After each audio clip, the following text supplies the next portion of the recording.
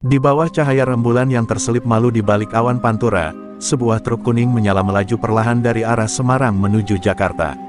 Truk itu bukan sembarang truk, ia sudah seperti legenda di kalangan sopir ekspedisi. Seluruh bodinya dilapisi stiker reflektif, dari lambang kepala macan, siluet keris, sampai kutipan-kutipan kehidupan yang dibungkus dalam grafis urban. Di bagian belakang truk tertulis besar, Yoyo Dobleh, lahir untuk muat, hidup untuk jalan. Yoyo Dobleh, sang pengemudi, adalah pria 40 tahun yang separuh hidupnya dihabiskan di balik kemudi. Rambutnya mulai memutih, tapi sorot matanya masih menyala seperti bara yang tak padam. Ia bukan sekadar sopir, ia seniman jalanan, pejuang ekspedisi, dan penggila kebebasan. Truk kuningnya bukan cuma alat cari makan, tapi warisan semangat hidup. Setiap stiker punya cerita, setiap goresan cat punya sejarah. Malam itu, muatan yang dibawanya tak main-main, puluhan kardus besar berisi peralatan elektronik mahal dari gudang ekspedisi di kawasan industri Geno, Semarang, ditujukan untuk toko retail besar di Jakarta Timur. Bukan muatan sembarangan, tapi Yoyo tetap tenang, ditemani kopi hitam dalam botol bekas air mineral, dan lagu lawas Bruri yang mengalun pelan dari speaker modif di dashboard. Ketika melintas di Kendala, Yoyo sempat menghentikan truknya sejenak di warung pinggir jalan, mengobrol sebentar dengan sopir-sopir lain. "Truk kuning lu makin kinclong, Yok," canda salah satu sopir. "Iya, bro, hidup ini harus menyala, jangan sampai kusam kayak hidup mantan," balas Yoyo sambil tertawa. Namun di balik candaannya, ia menyimpan kelelahan yang tak bisa dibohongi. Ia sudah 2 malam belum benar-benar tidur. Sekitar jam 1 dini hari, Yoyo memasuki wilayah Batang. Di jalan gelap dekat tikungan Pasar Tulis, sebuah rombongan motor melintas dari arah berlawanan.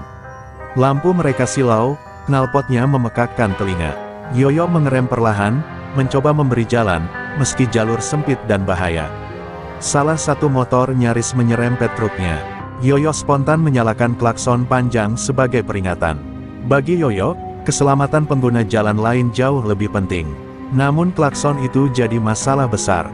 Dari kaca spion, ia melihat salah satu motor berbalik arah dan mengikuti dari belakang. 1, 2, 5, 7 motor. Semuanya mengekor dalam gelap. Hati Yoyo mulai was-was, tapi ia menenangkan diri. Paling cuma anak-anak ugal-ugalan, gumamnya. Tapi entah kenapa, firasat malam itu lebih dingin dari biasanya. Memasuki wilayah Pekalongan, motor-motor itu semakin dekat. Salah satu bahkan sempat memukul spion kiri truknya dari samping. "Hei, jangan main gila," teriak Yoyo dari dalam kabin. Namun tak ada jawaban. Motor itu hanya melaju dan kembali ke rombongan. Satu dari mereka sempat mengangkat jaketnya, menunjukkan tato tengkorak dengan tulisan, "Reapers." Yoyo mendadak paham, ini bukan anak motor biasa. Ini geng. Ketika akhirnya Yoyo memutuskan berhenti sebentar di SPBU Wiradesa untuk buang air kecil dan mengecek tali pengikat muatan, motor-motor itu juga berhenti. Diam, tak ada kata, hanya tatapan penuh dendam dari balik helm hitam. Malam itu, truk kuning Yoyo berdiri sendirian di bawah cahaya redup lampu SPBU, dikelilingi oleh amarah yang belum meledak. Dan Yoyo, tanpa tahu, sedang masuk ke dalam cerita yang akan mengguncang jalanan Indonesia. Malam semakin sunyi di SPBU Wiradesa. Angin berhembus pelan membawa aroma solar dan debu jalanan. Yoyo berdiri membelakangi truknya, menggeliat sebentar, mengusap keringat, lalu memeriksa tali pengikat muatan. Tapi dari kaca spion truk, ia melihat bayangan beberapa motor mendekat. 6, 7, 8. Semuanya berhenti berjajar membentuk setengah lingkaran, seperti pasukan yang sedang mengepung satu-satunya mangsa. Salah. Satu dari mereka turun dari motor dengan langkah tenang, namun mengandung aura ancaman. Helm full face hitamnya terpasang, tapi tatapannya bisa terasa tajam bahkan dari balik visor. Ia memukul-mukul tongkat besi ke telapak tangannya. "Lu yang klakson-klaksonin kita tadi di Batang, iya." Suaranya berat, terdengar seperti bergema di lorong sempit. Yoyo menatapnya sebentar, lalu menjawab tegas, "Saya klakson buat nyelametin orang. Bukan buat mancing masalah." Seketika tawa keras meledak dari geng motor itu. Suara knalpot digas-gaskan, membuat malam semakin gaduh. Salah satu dari mereka maju sambil menyundul dada Yoyo, "Sopan amat lu jawab. Tapi sayangnya, jalanan ini punya kita. Bukan buat sopir bau solar kayak lu." Yoyo masih mencoba tenang, namun nadinya berdenyut cepat. Ia tahu, ini bukan momen untuk adu jago. Tapi harga dirinya mulai diinjak-injak. Yoyo berbalik pelan menuju pintu truk, mencoba menghindari keributan. Tapi sebelum ia bisa naik, seseorang dari geng itu menendang pintu truknya hingga penyok. Stiker bergambar wajah ibunya yang ditempel dekat pintu terkelupas setengah. Yoyo diam sejenak, lalu menatap tajam ke arah penendang itu. "Lu udah kelewatan." Kalimat itu meluncur pelan, tapi penuh ancaman. Satu geng motor bersiap, suasana mendadak menegang seperti percikan bensin dekat bara api. Tiba-tiba, seorang dari mereka menyiramkan cairan dari jeriken ke sisi belakang truk. Bau bensin menyengat menusuk hidung. Yoyo terkejut dan mencoba maju, tapi langsung dihadang tongkat besi yang menebas lututnya. Ia tersungkur di aspal. Dalam posisi tergeletak, Yoyo hanya bisa menyaksikan salah satu anggota geng mengeluarkan korek api dan, setik, kobaran kecil pun menyala. Dalam hitungan detik, kobaran api merambat ke bak truk. Stiker-stiker yang dulu penuh makna kini meleleh jadi abu. Lampu variasi hancur, cat mengelupas, dan muatan mulai terbakar. Warga sekitar mulai berteriak dari kejauhan, tapi tak ada yang berani mendekat. Semua menonton dalam ketakutan. Geng motor tertawa puas, seperti setan yang baru membakar mimpi seseorang. "Lain kali, jangan sok ngajarin kami sopan santun, Pak Tua." Yoyo hanya bisa merangkak pelan ke sisi jalan, menahan nyeri di lutut dan dada. Matanya tak bisa lepas dari truk kuningnya yang kini jadi lautan api. Tangisnya tak terdengar, tapi menetes dalam diam. Semua kenangan, kerja keras, kebanggaan, hangus dalam satu malam. Di balik suara api yang menggerus logam, Yoyo bersumpah dalam hati, "Aku nggak akan tinggal diam. Mereka harus bayar, semua, sampai lunas." Dan saat malam itu berakhir, bukan hanya truk yang terbakar, tapi juga kesabaran seorang sopir jalanan yang selama ini memilih diam demi kedamaian. Kini, jalanan akan berubah. Yoyo Doble akan berubah. Langit mulai menguning di ufuk timur saat petugas pemadam datang terlambat dan hanya bisa menyisakan rangka hangus dari truk kuning legendaris itu. Asap masih mengepul, bercampur bau plastik terbakar dan oli meleleh. Yoyo duduk lemas di trotoar SPBU, lututnya diperban seadanya oleh seorang warga.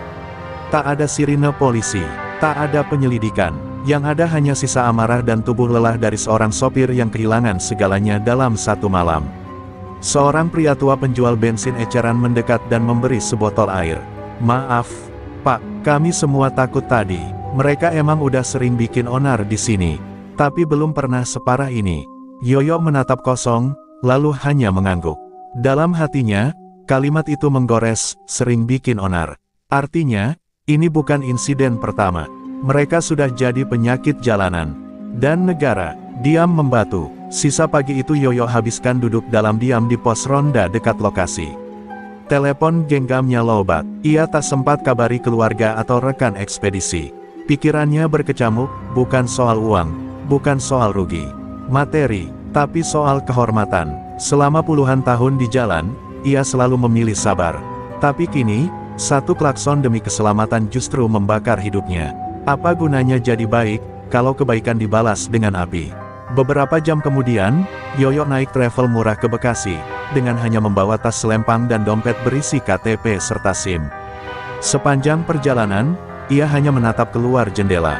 Jalanan yang biasanya menjadi ladangnya kini terasa seperti medan perang. Saat travel melewati alas roban dan truk-truk besar melintas satu-satu, hatinya semakin sesak. "Dulu aku bagian dari mereka. Sekarang aku cuma penonton," gumamnya dalam hati. Sampai di Bekasi sore hari, Yoyo turun di Jatiasih dan berjalan terlatih menuju kontrakannya. Ia disambut oleh keheningan kamar kecil berlantai semen dan kipas angin rusak. Di meja kayu reyot, tergantung foto anaknya yang sudah lama merantau ke Kalimantan. Yoyo duduk, membuka dompet, menatap foto sang anak, lalu menunduk. Air matanya menetes diam-diam, tapi kali ini, bukan karena sedih, melainkan karena sesuatu telah meletus di dalam dadanya, tekad untuk tidak lagi diam. Malam itu, setelah mengecas ponselnya, ia membuka grup WhatsApp, Satria Pantura, Tracker Bersatu. Ia hanya menulis satu kalimat, tapi cukup untuk membakar semangat mereka semua. "Trukku dibakar geng motor, mereka harus bayar. Yang siap, kita kumpul besok malam. Jalanan ini milik kita juga." Beberapa menit kemudian, notifikasi masuk bertubi-tubi. Satu persatu membalas, "Gas, Bang Yoyo, lu tinggal bilang tempat dan jam. Truk boleh hangus, tapi jiwa kita enggak. Waktunya jalanan bersih dari iblis." Di balik layar ponsel retaknya, Yoyo tersenyum kecut. Untuk pertama kalinya setelah lama, api dalam dirinya menyala kembali. Dan kali ini, tak ada yang bisa memadamkannya. Hari berganti malam, di langit Brebes yang mulai gelap, udara lembab dan angin pantura kembali menyusupkan rasa dingin yang menusuk tulang. Di balik temaram lampu jalan, Yoyo Doble berdiri di tikungan flyover Kalibuntu, tempat truk-truk besar biasa istirahat sebelum melanjutkan perjalanan ke arah barat. Tapi kali ini, bukan untuk menguat, bukan untuk istirahat. Ia datang membawa dendam, membawa luka yang belum sembuh, dan tekad yang kini mengeras menjadi batu di dadanya. Di sekelilingnya sudah berkumpul lebih dari 10 sopir ekspedisi dari komunitas Satria Pantura. Wajah-wajah lelah itu kini tampak seperti pasukan jalanan. Ada yang memegang rantai baja, ada yang membawa pentungan kayu. Tak satu pun berseragam, tapi semua kompak dengan satu tekad, membela sesama sopir. Yoyo berdiri di atas peti kayu, menggenggam HT tua sambil menatap satu persatu mata mereka. Yang dibakar bukan cuma trukku, tapi harga diri kita semua. Kalau kita diam, besok lusa mereka bakar sopirnya. Ledakan tepuk tangan dan sorakan menyambut pidatonya. Bukan karena gaya orasinya hebat, tapi karena luka Yoyo adalah luka mereka juga. Terlalu lama jalanan dikuasai geng motor arogan yang merasa tak tersentuh hukum. Terlalu sering mereka teror, dan terlalu banyak aparat hanya tutup mata. Tapi malam ini, mereka memutuskan satu hal, hukum jalanan akan mereka tegakkan sendiri. Tak lama, sebuah truk canter warna oranye berhenti mendadak. Supirnya turun tergesa, wajahnya pucat. "Yok, geng motor itu, mereka nongkrong lagi di warung jembatan Kalibuntu, cuma 2 kilometer dari sini. Mereka lagi konvoi, belasan orang, minum dan nyetel musik keras-keras." Suasana jadi senyap sejenak, lalu meledak oleh desisan marah. Yoyo mengepalkan tangan. "Bagus, Tuhan memang gak tidur," bisiknya dingin. Malam itu, iring-iringan truk dan pikap tua bergerak pelan menuju lokasi. Tanpa suara sirine, tanpa spotlight, hanya suara mesin diesel yang berdetak seperti jantung penuh amarah. Sesampainya di bawah jembatan Kalibuntu, mereka berhenti. Benar saja, belasan motor terparkir sembarangan di badan jalan. Musik keras terdengar, dentuman bass dari speaker portabel. Sejumlah pemuda bertato tampak tertawa sambil mabuk, tak sadar bahwa malam mereka akan berubah drastis. Dengan aba-aba tangan, para sopir menyebar. Yoyo berjalan paling depan, membawa kunci roda panjang di tangan kanannya. Lampu sorot kecil dari truk dinyalakan mendadak, menyilaukan geng motor itu. Mereka belum sempat bangkit ketika suara keras menggema, "Malam ini bukan giliran kalian yang bakar, tapi kami." Dan ledakan kemarahan pun pecah. Satu persatu motor ditendang, digulingkan. Ada yang lari terbirit-birit, ada yang mencoba melawan, tapi kalah jumlah dan kalah tekad. Yoyo menemukan satu wajah yang ia kenali, pemuda gondrong yang dulu menendang pintu truknya. Tanpa pikir panjang, kunci roda di tangannya mendarat tepat ke helm si pemuda. Retak, pemuda itu tersungkur, berdarah. Tapi Yoyo tak berhenti. "Ini, buat trukku," hardiknya sambil menghantamkan lagi besi itu ke dada lawannya. Dentuman logam, jeritan, dan suara kaca pecah mengisi malam Kalibuntu. Setelah 10 menit yang terasa seperti perang, sebagian geng berhasil kabur, sebagian terkapar. Truk para sopir melaju mundur, menyapu sisa-sisa motor dengan ban mereka. Polisi baru datang 1 jam kemudian, setelah warga ramai-ramai melaporkan kejadian itu. Tapi saat mereka tiba, semua sudah senyap. Tak ada yang bisa ditangkap. Hanya warung remuk, motor berserakan, dan darah yang menetes di aspal. Satu hal jelas, malam itu, api dibalas api. Dan geng motor mulai sadar, jalan bukan lagi milik mereka sepenuhnya. Pagi hari setelah bentrokan Kalibuntu, Yoyo Doble berdiri di depan Mapolsek Brebes Kota. Kakinya masih pegal, tangan kanannya terbalut perban bekas luka semalam. Ia datang bukan untuk menyerahkan diri, tapi untuk melapor. Bukti, ia membawa rekaman video dari HP salah satu sopir yang merekam kejadian semalam. Motor-motor geng dibakar, wajah-wajah pelaku pembakaran truknya juga jelas terekam. Ia pikir, mungkin kali ini hukum mau mendengar. Mungkin Namun harapannya langsung runtuh saat seorang petugas jaga mengangguk lesu setelah mendengar cerita Yoyo. Polisi itu menggeleng pelan, membuka map berisi laporan, lalu berkata datar, "Maaf, Pak Yoyo. Ini termasuk aksi balasan.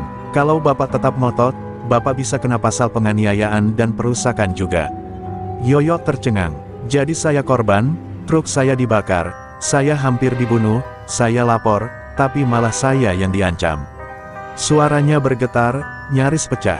Polisi itu menarik napas, tak nyaman. "Kami paham posisi Bapak, tapi urusannya jadi sensitif. Geng motor itu ada hubungan dengan pihak-pihak, ya, sulit dijelaskan. Mereka juga punya pengacara. Kalau Bapak mau adukan, harus lewat jalur Polda. Tapi ya, panjang, Pak." Kalimat itu menamparkan Yoyo lebih keras dari tinju semalam. Tak ada harapan dari hukum. Jalanan telah jadi rimba, dan negara seperti hantu yang hanya muncul saat ingin mengatur, bukan melindungi. Dengan langkah berat, Yoyo meninggalkan kantor polisi. Di trotoar, ia duduk sendirian, menggenggam rekaman video itu erat. Di sisi lain jalan, seorang pengamen memetik gitar dengan suara sumbang menyanyikan lagu lama, "Negeri ini kaya, tapi miskin rasa keadilan." Lirik itu seperti tamparan telak.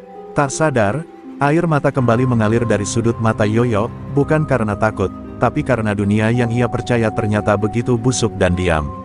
Tak lama kemudian, dua rekannya sesama sopir, Ujang dan Kirno, menghampiri. "Gimana, Yok? Mereka mau bantu?" Yoyo hanya menggeleng. Mereka lebih takut sama pengacara geng motor daripada lihat sopir dibakar hidup-hidup. Ketiganya terdiam. Lalu Kirno berkata lirih, "Kalau negara diam, ya kita yang jalanan ini udah kayak rumah kita, bro. Masa kita biarin maling nguasain rumah?" Sore itu, Yoyo pulang ke kontrakannya. Ia duduk lama menatap foto truk kuningnya yang masih tersisa di galeri ponselnya. Ia membuka grup Satria Pantura lagi, lalu mengunggah video pembakaran truknya dan rekaman bentrokan kali buntu ke grup. "Kalau kalian masih anggap jalan ini rumah kita, tolong bantu sebarkan ini. Biar semua tahu siapa sebenarnya iblis di jalanan," tulisnya. Dalam beberapa jam, video itu tersebar luas. Mulai dari grup komunitas sopir, forum transportasi nasional, hingga media sosial lokal. Banyak yang geram, banyak yang marah, dan lebih banyak lagi yang bertanya, kenapa polisi diam. Tapi tetap saja, tak ada suara dari pihak berwenang. Yang ada hanya komentar, repost, dan ancaman dari akun-akun anonim, "Lu berani ngungkit-ngungkit geng gue. Hati-hati kalau masih mau jalan, Pak Tua." Malam itu, untuk pertama kalinya, Yoyo tidur dalam ketakutan. Tapi bukan karena geng motor. Ia takut, kalau benar-benar tak ada lagi yang bisa ia percaya di negeri ini selain dirinya sendiri. Dan dari ketakutan itu, lahirlah satu keputusan penting, jika negara memilih diam, maka Yoyo Doble harus bicara dengan cara yang lebih keras. Keesokan harinya, pagi yang seharusnya tenang berubah menjadi ajang perenungan pahit bagi Yoyo. Ia duduk di depan kontrakan sempitnya di Jatiasih, menatap kosong ke jalan raya. Di seberang sana, truk-truk melaju satu-satu, seperti biasa. Tapi bagi Yoyo, jalanan itu tak lagi biasa. Dulu, itu adalah tempat ia menjemput rezeki dan harga diri. Kini, jalanan telah menjadi ladang penghinaan, tempat di mana sopir dibungkam, diinjak, dan ditinggalkan oleh hukum. Sebuah notifikasi masuk ke HP-nya. Grup Satria Pantura terus ramai. Video pembakaran truknya sudah menembus ribuan kali dibagikan. Tapi tak satu pun media nasional yang mengangkatnya. Semua tenggelam dalam berita selebriti dan isu politik basi. Di antara puluhan pesan masuk, ada satu yang membuat mata Yoyo berkaca-kaca. "Bang Yoyo, aku pernah diancam juga sama geng motor itu di Tegal. Mereka minta uang lewat 500 rupiah ribu. Aku kasih karena takut dibacok. Kita harus lawan, Bang. Jangan sendiri." Pesan itu datang dari seorang sopir muda bernama Dimas, 27 tahun, baru 2 tahun jadi sopir ekspedisi jalur Pekalongan Karawang. Yoyo tiba-tiba merasa tubuhnya gemetar. Bukan karena takut, tapi karena sadar, dia tidak sendiri. Ada ratusan, mungkin ribuan sopir lain yang mengalami hal serupa. Selama ini mereka hanya diam, memilih aman, memilih mengalah. Tapi sekarang, luka Yoyo telah membuka luka mereka semua. Siang itu, Yoyo menghubungi beberapa sopir senior, Kirno dari Kendala, Ujang dari Karawang, dan Pade Eko dari Cirebon. Mereka sepakat untuk bertemu malam itu di sebuah warung tenda di res area KM 102 Tol Cipali. Tanpa seragam, tanpa nama organisasi. Hanya sebuah semangat kolektif yang lahir dari luka bersama. Jalanan ini bukan milik geng motor, tapi milik rakyat kecil yang hidup dari roda. Pertemuan itu menjadi sakral. Di bawah terpal yang bocor, dengan kopi hitam dan gorengan dingin, mereka menyusun langkah. Mereka membentuk satu barisan baru, sebuah gerakan perlawanan sopir jalanan dengan nama yang sederhana namun penuh makna, Tameng Aspal. Bukan untuk bikin rusuh, bukan untuk balas dendam liar, tapi untuk membela martabat. Kalau ada sopir diganggu, kita turun. Kalau ada yang dibakar, kita bantu. Kita jadi tameng buat sesama, ucap Yoyo dengan suara bergetar. Mereka sepakat membentuk posko-posko kecil di titik-titik rawan, seperti Subang, Lemah Abang, Losari, dan Brebes. Beberapa bengkel ikut bersolidaritas, menyediakan tempat sembunyi atau servis darurat bagi truk yang dirusak. Bahkan para warung kopi sopir turut membantu, menyebarkan informasi. Jika ada rombongan geng motor mencurigakan lewat jalanan yang dulu sunyi, kini perlahan hidup dengan getaran solidaritas. Tapi bukan tanpa ancaman. Malam itu juga, Yoyo mendapat pesan suara gelap, "Yok, lu pikir lu pahlawan? Nih, gua udah tahu rumah kontrakan lu di Jatiasih. Hati-hati, lu bisa tidur terakhir malam ini." Yoyo mendengarkan pesan itu dalam diam, lalu menghapusnya. Ia berdiri pelan, memandang langit gelap di luar warung. Biarkan mereka mengancam, karena sekali ini, aku gak akan mundur lagi. Dan ketika malam makin larut, satu demi satu truk lewat res area itu. Mereka membunyikan klakson panjang, tanda penghormatan, tanda kebangkitan. Yoyo Doble berdiri tegak, menatap setiap lampu yang lewat dengan mata berkaca-kaca. Harga dirinya yang sempat dihancurkan, kini bangkit kembali. Bukan karena dendam, tapi karena kesadaran, martabat sopir tak bisa dibeli, apalagi dibakar. Subuh menggigil di res area KM 102 Cipali. Yoyo Doble masih terjaga, memandangi obor rokok di jari-jarinya yang gemetar.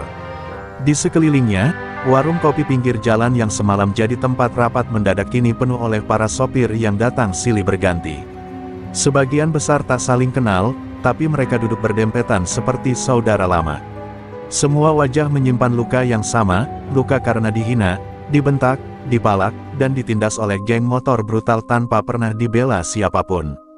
Seseorang datang terburu-buru, seorang sopir tua dari Brebes, bernama Pak Karno, melemparkan selembar koran bekas ke meja.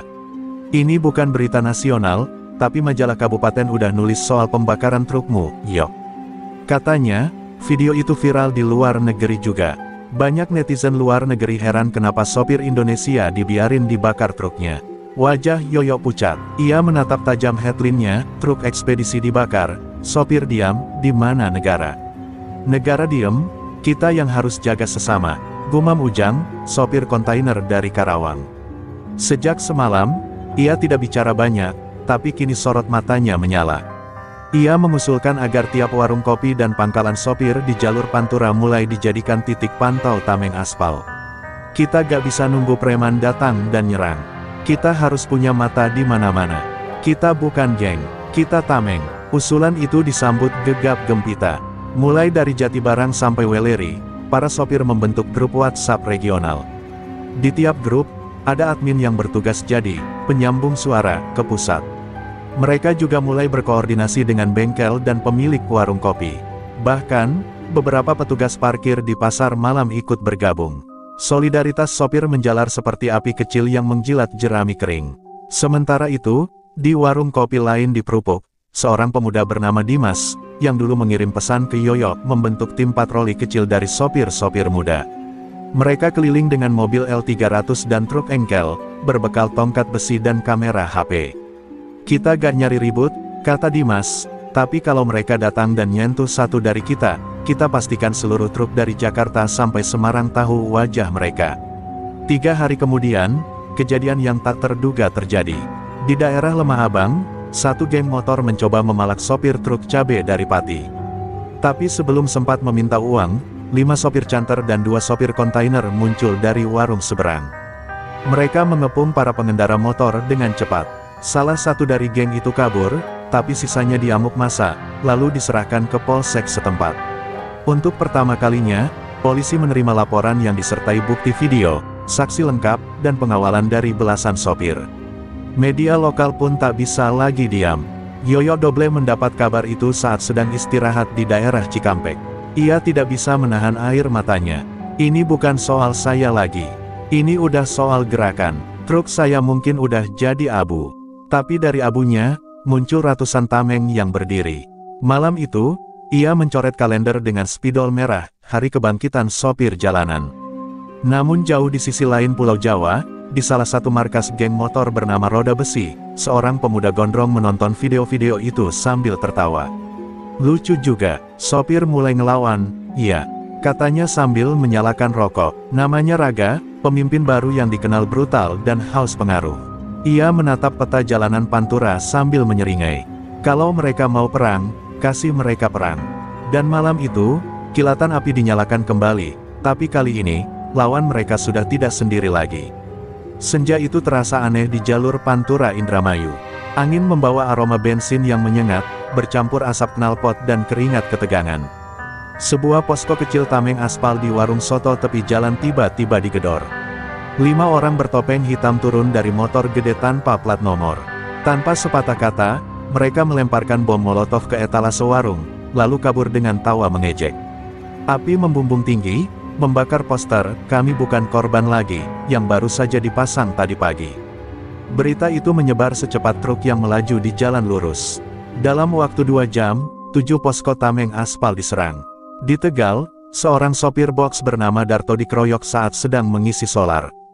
Di Batang, seorang ibu warung yang biasa membantu menyuplai kopi ke posko dibacok karena menolak melayani geng motor yang meminta uang, jalan aman. Para penyerang meninggalkan satu simbol di dinding tiap lokasi, gambar rantai melingkar mengikat setir truk dengan tulisan, "Hancurkan Tameng."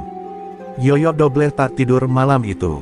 Ia mondar-mandir di depan posko pusat tameng aspal yang kini menempati bekas gudang ekspedisi di pinggiran Semarang. Ia baru saja menerima kabar bahwa Dimas, sopir muda yang jadi komandan patroli, sedang kritis di rumah sakit setelah dilempar dari atas jembatan layang oleh geng motor Roda Besi. "Mereka mau bikin kita takut," kata Yoyo dengan suara tercekat, tapi mereka lupa, sopir nggak kenal takut kalau sudah menyangkut harga diri. Di depan posko pusat, lebih dari 70 sopir dari berbagai kota berkumpul. Mereka datang dengan truknya masing-masing, canter, tronton, kontainer, pickup. Ada yang baru turun muatan, ada pula yang meninggalkan tripnya demi solidaritas. Yoyo berdiri di atas bak truk, memegang pengeras suara. "Kalau mereka nyerang 1, kita datangi 100. Kalau mereka bakar warung, kita bangun 20 warung lagi. Kita nggak akan balas dengan kebrutalan, tapi dengan keberanian. Ini bukan soal geng, ini soal hidup kita." Tak jauh dari sana, kamera salah satu YouTuber truk jalanan menangkap momen dramatis itu dan menyiarkannya live. Dalam hitungan jam, tayangan itu ditonton ratusan ribu orang. Komentar datang dari berbagai penjuru negeri. Bahkan mantan sopir yang kini jadi pejabat daerah ikut menyumbang genset dan perlengkapan posko.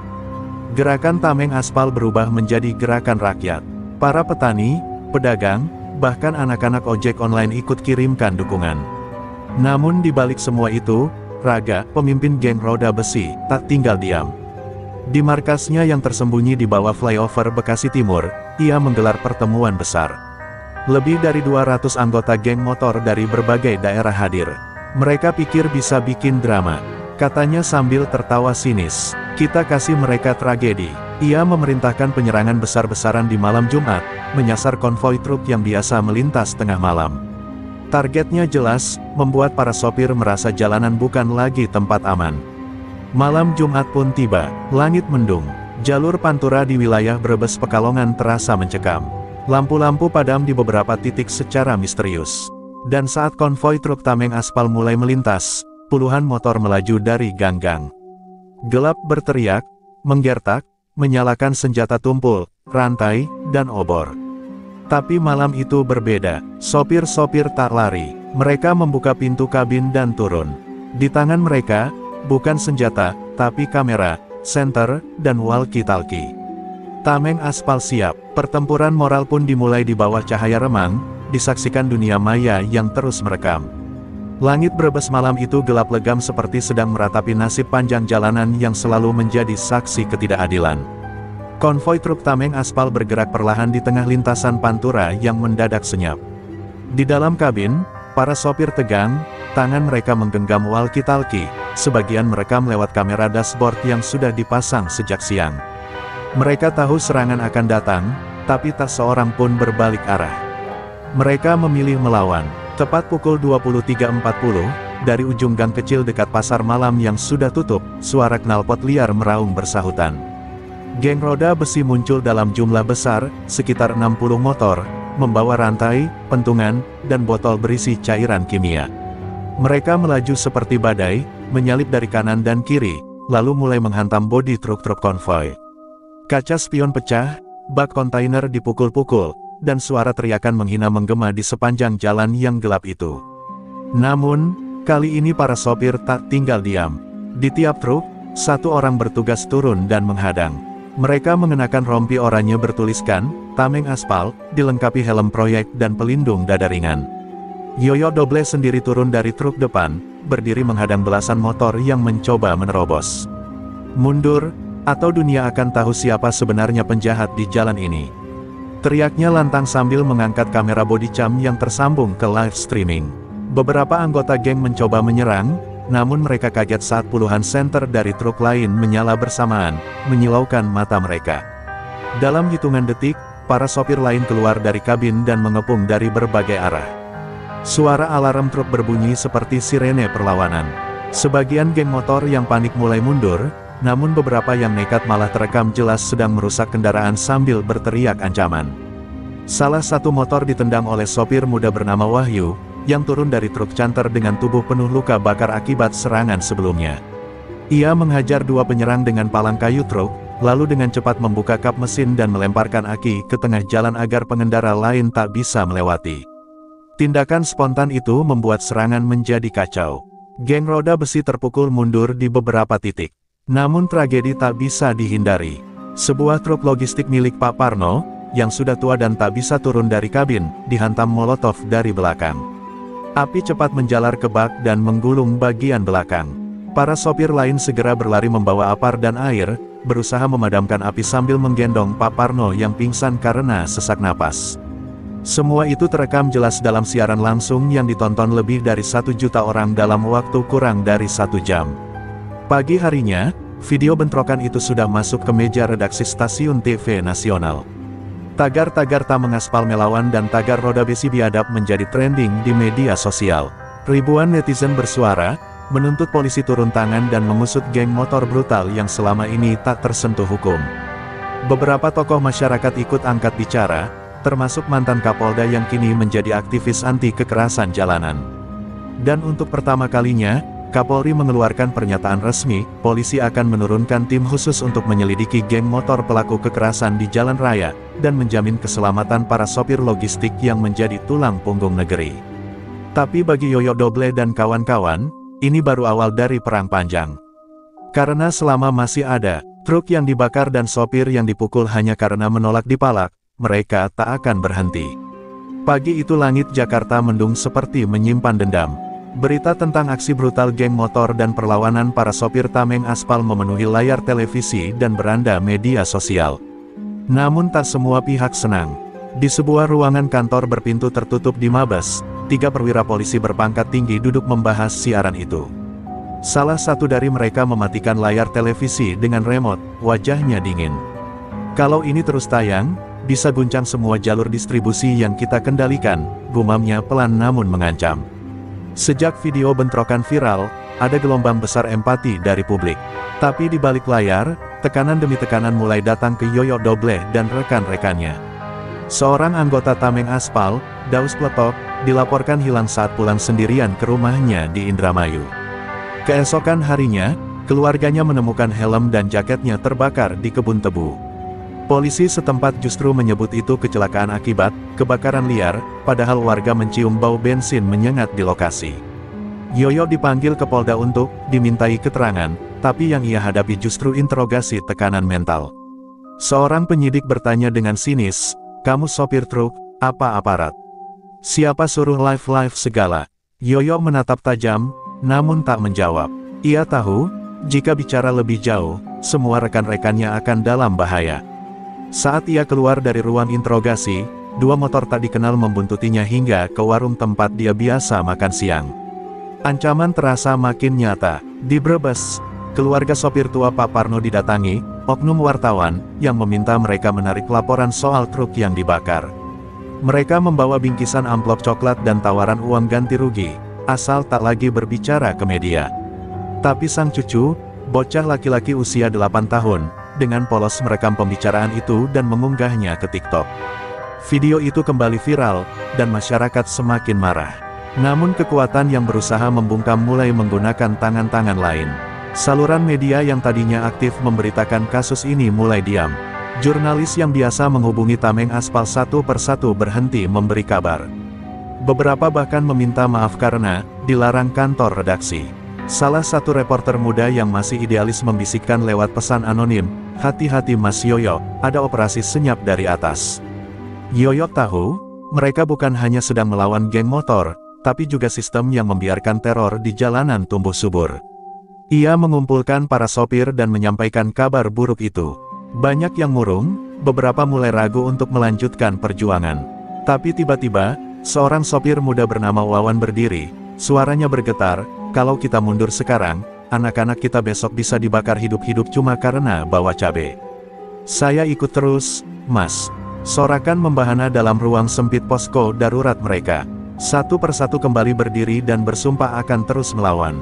"Kalau tak ada media mau angkat suara kita bikin sendiri," seru Yoyo. Mereka mulai membentuk jaringan dokumentasi jalanan, dengan kamera di dashboard, HP tersembunyi, dan jaringan pengirim data lewat cloud. Mereka tak lagi sekadar sopir. Mereka kini wartawan jalanan, pelindung sesama, dan penjaga nadi logistik negeri. Perlawanan berubah bentuk, bukan hanya di jalanan, tapi juga dalam narasi. Mereka sadar, kebenaran hanya bisa bertahan jika ada yang mau menanggung risikonya. Dan Tameng Aspal memilih risiko itu. Karena bagi mereka, tak ada yang lebih memalukan dari hidup tunduk pada ketidakadilan yang dibiarkan diam-diam. Kabut tebal menyelimuti jalur tol Cipali di dini hari itu. Truk Colt diesel bernomor polisi Z8721YY melaju pelan di jalur tengah, lampu kuning menyala temaram, nyaris tenggelam. Dalam kabut, di dalamnya, Yoyo Doble duduk di balik kemudi dengan napas berat. Di kursi sebelah, ada Kardiman, sopir senior yang rela menempuh risiko demi satu muatan, koper besi berisi dokumen pungli, bukti rekaman pemalakan, dan daftar nama petinggi yang terlibat dalam jaringan pemerasan sopir truk se-Indonesia. Dokumen itu harus sampai ke Jakarta hari itu juga, sebelum semua ditutup rapat. Tapi Yoyo tahu, perjalanan ini bukan sekadar antar barang. Ini adalah taruhan nyawa. Dari pantauan radio HT, anggota Tameng Aspal lain sudah melihat gerakan aneh di sekitar rest area. Motor-motor besar tanpa plat nomor mulai bermunculan, berkeliling seperti mencium mangsa. "Mereka tahu kita bawa sesuatu yang bisa bikin jantung mereka meledak," gumam Yoyo lirih. Kardiman hanya mengangguk, menggenggam tasbih kecil yang sudah usang. Tiba-tiba dari belakang, sebuah moge hitam dengan suara meraung mendekat cepat. Lalu satu lagi, dan satu lagi. Dalam sekejap, truk mereka sudah dikepung di tengah tol kosong. Salah satu moge menyalip ke depan, lalu berbelok tajam, memaksa truk berhenti. Rem mendecit. Yoyo menginjak pedal sekuat tenaga, sementara Kardiman sudah meraih linggis dari bawah jok. "Mereka nyari perang," desisnya. 4 orang bertopeng turun dari motor dan menghampiri sisi kanan truk. Salah satunya membawa galah panjang dengan ujung besi tajam. Tapi sebelum mereka sempat memanjat, suara klakson bersahutan dari kejauhan. 2 truk kontainer melaju cepat dari belakang, memecah kabut. Di atas atapnya, tampak 3 anggota Tameng Aspal memegang tongkat besi dan kamera. Serangan mendadak, para pemburu justru jadi buruan. Baku hantam tak terhindarkan. Jalan tol Cipali berubah jadi arena pertempuran. Truk Yoyo tetap tak bergerak, karena tahu koper itu tak boleh jatuh ke tangan siapapun. Di luar, Kardiman ikut melawan, memukul salah satu penyerang hingga helmnya terlepas. Ternyata, wajah di balik helm itu adalah pria berseragam polisi. Keringat dingin membasahi tubuh Kardiman. Jadi benar, mereka kirim aparat juga. Setelah hampir 20 menit baku hantam brutal, suara sirene polisi sungguhan terdengar dari arah Subang. Tapi bukannya lega, Yoyo justru menggertakkan gigi. Kalau ini polisi asli, kenapa baru datang sekarang? Batinnya, Kardiman cepat-cepat menutup koper besi dan menguncinya dengan rantai. Mereka tak punya waktu. Yoyo segera kembali ke kemudi, dan 2 truk pengawal membentuk formasi V melindungi mereka. Dengan kecepatan konstan dan lampu hazard menyala, truk pembawa bukti itu meluncur lagi ke arah Jakarta. Tapi tak ada yang bicara satu kata pun. Semua sadar, malam itu adalah peringatan. Bukan hanya geng motor yang mereka hadapi, tapi kekuasaan yang siap berbuat apa saja agar kebenaran tak pernah sampai. Namun satu hal pasti, mereka tidak akan berhenti. Truk terakhir itu harus tiba, walau dengan darah dan air mata. Setelah malam mencekam di tol Cipali, ketegangan di posko tameng aspal kian memuncak. Yoyo Doble duduk terpaku, wajahnya kusut, menatap layar ponsel yang menampilkan peta perjalanan truk pembawa dokumen. Meski koper berisi bukti penting itu berhasil lolos, rasa curiga mulai merayapi hati semua anggota. Ada yang bocor, ada yang membocorkan. Di antara mereka, ada tikus yang bermain di balik layar. Kecurigaan makin menguat saat jadwal patroli di jalur Pantura terus dibajak oleh pihak tak dikenal. Informasi tentang rute, waktu, bahkan siapa sopir pengawal, entah bagaimana selalu bocor sebelum aksi dimulai. Sejumlah sopir muda melaporkan kejanggalan, ada yang menemukan motor misterius mengintai posko malam hari, ada pula yang mendengar bisikan ancaman dari dalam. Semua tanda mengarah pada satu kesimpulan pahit, ada pengkhianat. Yoyo mengumpulkan 3 orang paling dipercaya, Ujang, Kirno, dan Dimas, di ruang rapat kecil di balik gudang bekas ekspedisi. Mereka membicarakan cara mendeteksi dan mengeliminasi tikus tanpa memecah kepercayaan yang sudah terbangun susah payah. Kita harus waspada, tapi jangan sampai kita saling curiga tanpa bukti. Kalau salah tuduh, bisa bubar, tegas Ujang dengan suara rendah namun tegas. Malam itu, mereka mulai memasang jebakan informasi. Sebuah rencana fiktif disebarkan ke beberapa anggota, menyatakan bahwa dokumen terbaru akan diangkut lewat jalur alternatif di daerah Cirebon. Namun, tidak ada yang benar-benar tahu rencana ini hanya tipuan. Sambil menunggu, mereka memonitor secara ketat semua komunikasi dan pergerakan anggota yang mencurigakan. Tak berapa lama, pesan tersebar ke grup WhatsApp internal. Salah satu sopir yang dikenal baru-baru ini terlalu sering bertanya detail jadwal dan menekan untuk ikut patroli padahal belum cukup pengalaman. Kecurigaan semakin mengarah ke dia. Ujang, yang sudah lama mengenal sopir tersebut, menyarankan untuk bertemu langsung dan menggali keterangan.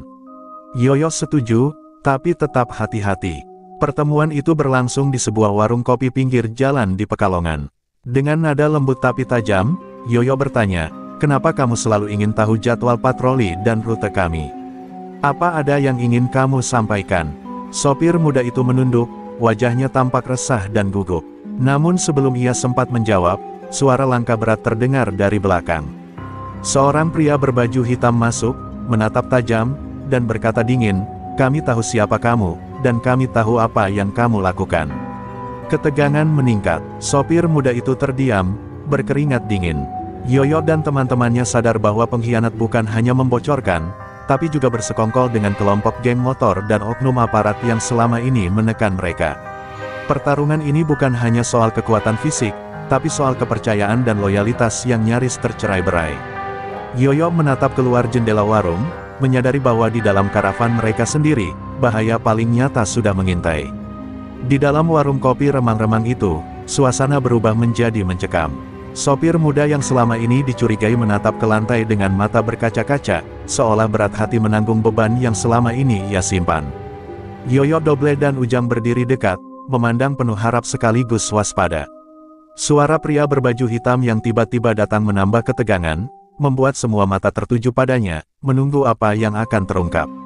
Dengan suara berat dan pelan, sopir muda itu akhirnya buka suara. Saya terpaksa, Pak. Mereka ancam keluarga saya di kampung. Kalau saya tidak mau bagi info, mereka akan membakar rumah dan menyakiti orang tua saya. Saya hanya ingin melindungi keluarga saya." Air mata mengalir di pipinya yang hitam oleh debu jalanan. Kejujuran itu membuat sejenak ruang menjadi hening. Kecurigaan berubah menjadi rasa iba, tapi juga kemarahan. Yoyo menghela napas panjang. Kita semua pernah berada di bawah tekanan, nak. Tapi ingat, pengkhianatan ini bisa menghancurkan kita semua. Kita bukan cuma bertarung melawan geng motor, tapi juga sistem busuk yang mempermainkan kita. Ia menatap anggota yang lain. Sekarang kita harus putuskan, apakah dia masih bisa dipercaya dan bagaimana kita bisa melindungi dia dan keluarganya. Ujang mengusulkan agar sopir muda itu tetap di bawah pengawasan ketat dan diberi tugas kecil yang tidak membahayakan keselamatan misi. Sementara itu, Kirno dan Dimas menyiapkan rencana untuk menjaga keluarganya dari ancaman yang mungkin datang. Kita harus bersatu lebih kuat dari sebelumnya, ujar Kirno tegas. Kalau satu jatuh, semua bisa roboh. Di saat itu, seorang anggota Tameng Aspal yang selama ini pendiam, dengan suara tegas berkata, ini ujian berat buat kita semua. Pengkhianatan bukan hanya soal individu, tapi soal kepercayaan. Kita harus bangun kembali soliditas ini. Jika tidak, semua pengorbanan kita akan sia-sia. Semua anggota saling pandang, menyadari bahwa perang ini bukan hanya fisik tapi juga batin. Malam itu, setelah rapat selesai, Yoyo berdiri di depan posko, menatap langit yang mulai gelap. Ia membayangkan perjalanan panjang yang telah mereka tempuh, dari truk yang dibakar hingga kini menghadapi pengkhianatan dari dalam. Ini bukan hanya soal truk, bukan soal jalanan, ini soal martabat dan keberanian kita sebagai manusia, gumamnya lirih. Di luar, angin malam berhembus dingin membawa aroma tanah basah.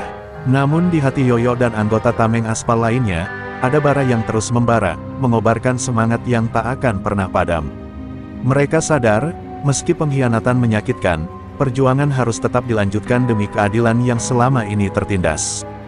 Malam itu, di sebuah gudang tua di pinggir jalan raya Cirebon, anggota Tameng Aspal berkumpul dalam keheningan yang tegang. Yoyo Doble berdiri di tengah, menatap wajah-wajah penuh tekad. Setelah pengkhianatan terungkap, mereka tahu waktunya membalas. Bukan dengan kebrutalan buta, tapi dengan strategi yang rapi dan hati-hati. Mereka harus menunjukkan bahwa sopir truk bukan korban pasrah, tapi kekuatan yang harus dihormati. Rencana pembalasan difokuskan pada titik rawan di jalur Pantura yang sering dilewati geng motor roda besi. Beberapa truk modifikasi lengkap dengan kamera pengintai dan alat komunikasi canggih disiapkan. Tim patroli dibagi menjadi beberapa kelompok kecil, bergerak cepat dan terkoordinasi. Target pertama adalah warung kopi yang selama ini menjadi markas rahasia geng motor di daerah Brebes. Ketika malam turun, suara knalpot truk dan motor saling bersahutan. Tim Tameng Aspal tiba di lokasi dengan senyap, mengambil posisi. Yoyo memimpin satu kelompok, berbekal alat peraga sederhana, speaker portabel yang disambungkan ke pengeras suara. Dengan suara lantang dan tegas, ia mengumumkan, ini bukan pertempuran antara geng motor dan sopir. Ini peringatan terakhir untuk kalian yang membuat jalanan jadi neraka. Hentikan kekerasan, atau kami akan terus datang. Suasana berubah tegang. Beberapa anggota geng yang sedang nongkrong terkejut dan gelisah. Suara motor meraung kencang, tapi sebelum ada aksi brutal, tim patroli lain sudah mempersiapkan kamera untuk merekam setiap gerakan. Mereka bukan hanya ingin mengusir, tapi juga mengumpulkan bukti untuk melaporkan ke polisi dan media. Ini pertempuran moral yang mereka jalankan dengan kepala dingin. Namun, tak semua berjalan mulus. Salah satu kelompok patroli yang berhadapan langsung dengan geng motor harus berlari karena serangan dadakan dengan batu dan botol. Seorang sopir muda terluka di lengan, tapi semangat tak surut. Ia malah semakin bersemangat, berteriak, ini baru permulaan.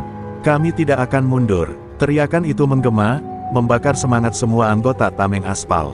Keesokan harinya, video aksi pembalasan itu viral.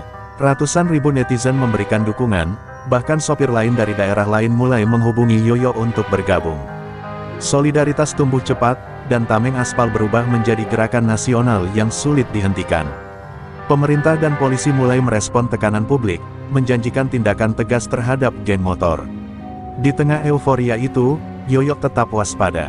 Ia tahu pembalasan ini akan memicu reaksi balik yang lebih keras.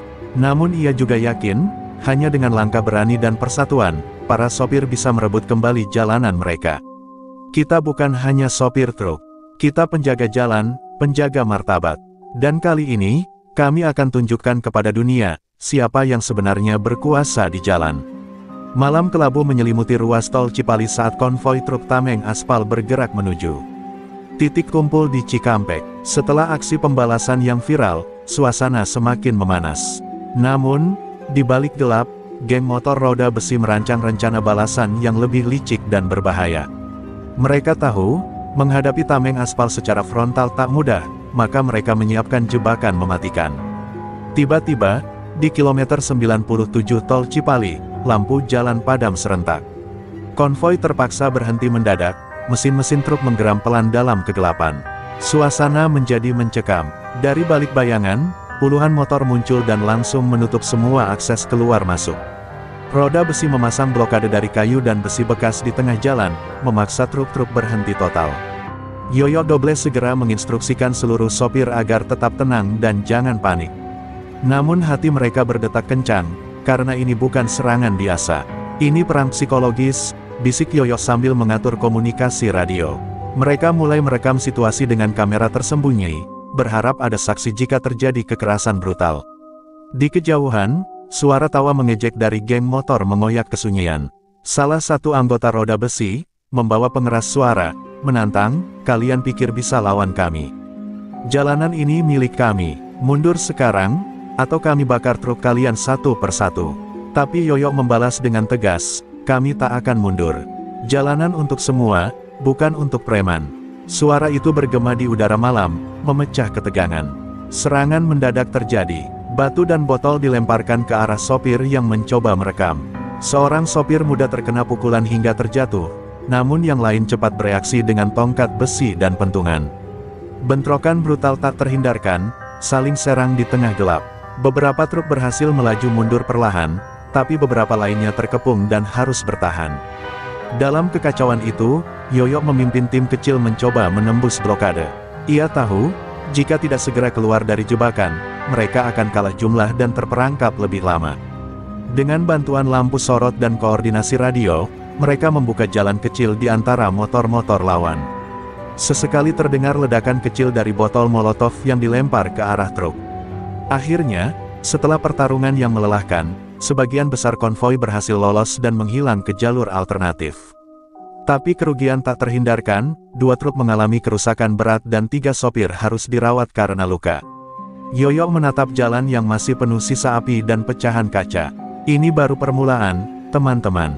Kita harus lebih siap dan lebih kuat." Kabar serangan brutal di Tol Cipali menyebar cepat, memicu gelombang kemarahan di seluruh negeri. Kali ini, dukungan mulai datang dari arah yang tak terduga. Seorang pejabat tinggi dari Kementerian Perhubungan menghubungi Yoyo Dobles secara langsung, menyatakan bahwa pemerintah kini serius ingin memberantas geng motor dan pungli jalanan yang selama ini merugikan sopir dan pengusaha logistik.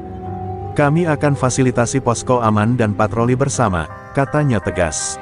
Di sisi lain, media nasional mulai mengangkat cerita perjuangan tameng aspal dengan sudut pandang yang positif. Wawancara dengan Yoyo dan beberapa sopir yang terluka tayang di program utama, mengungkap sisi humanis dan keberanian mereka. Dukungan masyarakat mengalir deras melalui donasi, bantuan logistik, hingga seruan kampanye anti kekerasan di jalan raya. Jalanan yang tadinya kelam mulai disinai harapan. Namun perubahan bukan tanpa risiko. Oknum-oknum yang selama ini menikmati keuntungan dari praktik pungli mulai meradang. Beberapa sopir yang tergabung dalam tameng aspal menerima ancaman melalui telepon dan pesan singkat. Tetapi kekuatan solidaritas semakin memperkokoh mereka. "Ini bukan lagi soal kami sendiri," ujar Yoyo. "Ini soal masa depan semua sopir dan keluarganya." Patroli bersama aparat keamanan di sepanjang jalur Pantura dan Tol Cipali pun mulai rutin digelar. Petugas tak hanya bertindak preventif tapi juga melakukan penindakan terhadap geng motor dan pelaku pungli. Kekuatan tameng aspal yang dulunya hanya sekadar perlawanan jalanan kini berubah menjadi mitra resmi pemerintah dan polisi. Ini sebuah kemenangan besar yang terasa seperti titik balik. Di tengah momen ini, Yoyo mengumpulkan seluruh anggota tameng aspal di posko pusat. Ia mengumumkan akan ada pelatihan khusus dan peningkatan koordinasi dengan aparat demi menjaga keamanan dan efektivitas patroli. Semangat anggota melonjak, mereka semakin yakin perjuangan ini tak sia-sia.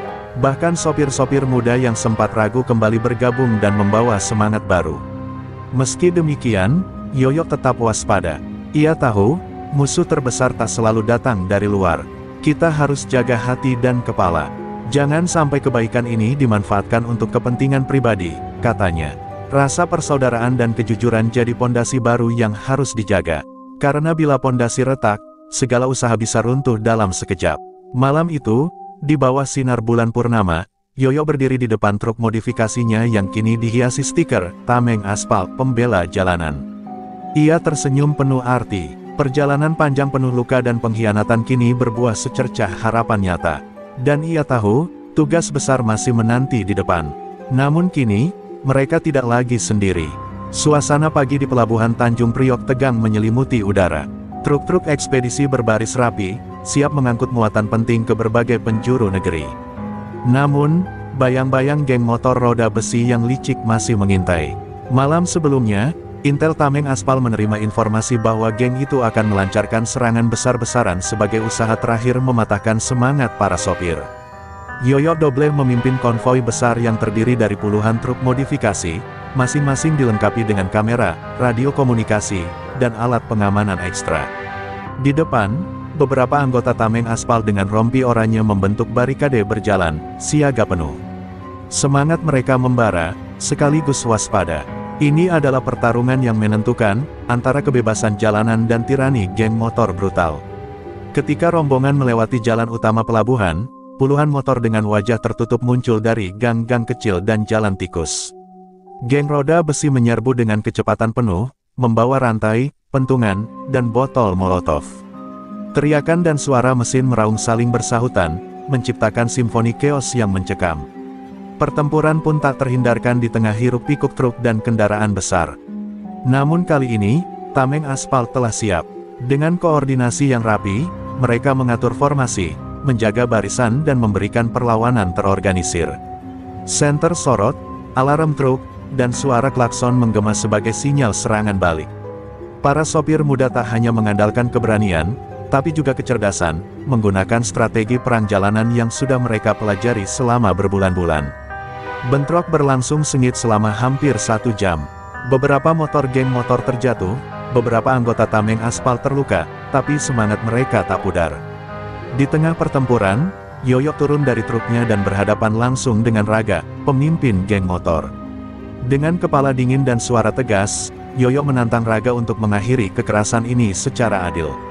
Ini jalan kita semua, hentikan perang, atau hadapi konsekuensinya.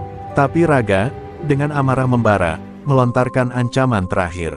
Jalan ini milik kami selama kalian takut. Kali ini kami akan habisi kalian semua. Ia melesat menyerang dengan rantai besi, namun Yoyo sigap menghindar dan melayangkan pukulan tepat ke rahang Raga. Suasana hening sekejap, sebelum pertarungan berlanjut jadi duel sengit yang disaksikan oleh kedua kubu. Ketika akhirnya pertarungan itu berakhir, dengan Raga terkapar dan anggota geng motor mulai mundur, suasana berubah menjadi kemenangan yang penuh arti. Polisi dan aparat keamanan tiba tepat waktu, mengamankan situasi dan menangkap sejumlah pelaku. Tameng Aspal berdiri tegak, bukan hanya sebagai sopir truk, tapi sebagai simbol perlawanan dan harapan baru bagi jalanan Indonesia. Beberapa minggu setelah pertempuran terakhir di pelabuhan Tanjung Priok, suasana jalanan Jawa hingga Jakarta mulai berubah. Suara knalpot liar yang dulu memenuhi udara, kini berganti dengan deru mesin truk yang teratur dan penuh harapan. Geng motor roda besi yang dulu menebar teror mulai runtuh, anggotanya tertangkap dan dihukum, sementara jaringan pungli pun dibongkar satu persatu oleh aparat. Yoyo Doble dan para anggota Tameng Aspal kini menjadi sosok yang dihormati, bukan hanya sebagai sopir truk, tapi sebagai pahlawan jalanan yang berani melawan ketidakadilan.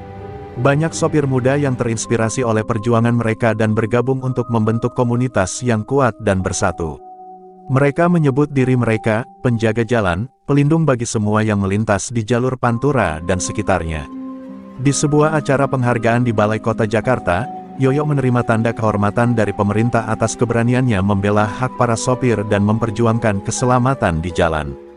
Dalam pidatonya, ia menyampaikan pesan yang menggugah, perjuangan kami bukan hanya untuk kami, tapi untuk masa depan generasi yang akan datang. Jalan yang aman adalah hak semua, bukan milik segelintir orang. Namun Yoyo juga mengingatkan bahwa perjuangan belum selesai. Masih banyak tantangan menunggu di depan, dari penegakan hukum hingga perubahan budaya di jalanan. Tapi kali ini, ia yakin dengan kebersamaan dan tekad kuat, mereka mampu menjaga jalanan tetap damai dan adil. Kami akan terus melangkah, menatap jalan baru yang penuh harapan. Kehidupan Yoyo kini berubah, namun tetap sederhana. Ia masih mengemudikan truk kuning dengan stiker "Tameng Aspal" di pintu, namun kini bersama keluarganya yang bangga dan komunitas yang solid. Setiap perjalanan menjadi cerita tentang keberanian dan solidaritas yang lahir dari kegelapan, membawa cahaya ke setiap sudut jalanan. Di balik layar, para anggota Tameng Aspal terus berkoordinasi, melatih sopir baru, dan menjalin hubungan dengan aparat keamanan. Mereka membangun posko-posko aman di beberapa titik strategis, memastikan tidak ada lagi sopir yang menjadi korban kekerasan atau pemerasan. Jalanan kini bukan lagi medan perang, tapi ruang hidup yang penuh kehangatan dan rasa hormat. Malam itu, di bawah langit Jakarta yang cerah, Yoyo berdiri di atas truknya sambil menatap bintang. Ia tersenyum kecil, merasakan kedamaian yang jarang dirasakan dulu. Perjalanan panjang dan penuh luka telah mengantarnya pada satu keyakinan kuat, selama ada keberanian dan persatuan, jalanan ini akan selalu punya penjaga.